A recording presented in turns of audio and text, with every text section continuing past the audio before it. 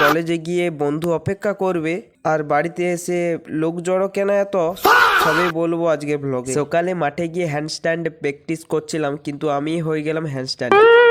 বাড়ি ফিরে দেখি ঠাকুমা সরিষা পাট ছুটছে। এই যে দেখো সকালের নাস্তা, সাধারণ কিন্তু অসাধারণ, সেই লেভেলে। তারপর বন্ধুরা কলেজের জন্য রওনা দিলাম। এখন বাসের জন্য বসে আছি। তারপর দেখি একটা দাদা বাইকে যাচ্ছে, বাইকে চেপে কলেজ এলাম। এটা কেঞ্জাকুড়া বাজার, জঙ্গল বাজার, এরপর নদী পেরিয়ে অবশেষে বন্ধুরা আমি কলেজে পৌঁছালাম। সেকেন্ড সেমিস্টারের প্রথম দিন। তো আজকের দিনটা আশা করি ভালো যাবে।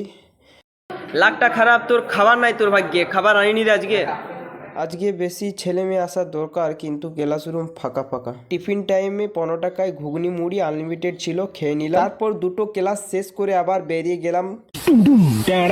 গ্রামে ঢুকতেই এই ভাইটার সাথে দেখা হলো। ঘরে ঢুকতেই দেখি ঘরটা গনগনে ভিড় হয়ে গেছে।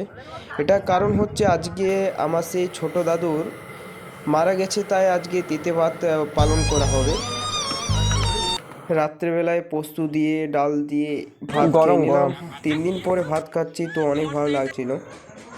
বন্ধুরা ওই ভাতগুলো খেতে পারলাম না। বন্ধুরা এখানে ভ্লগটা শেষ করছি। তোমরা লাইক, কমেন্ট আর চ্যানেলটাকে সাবস্ক্রাইব আর ফলো করে যাবে। আবার নতুন ভ্লগ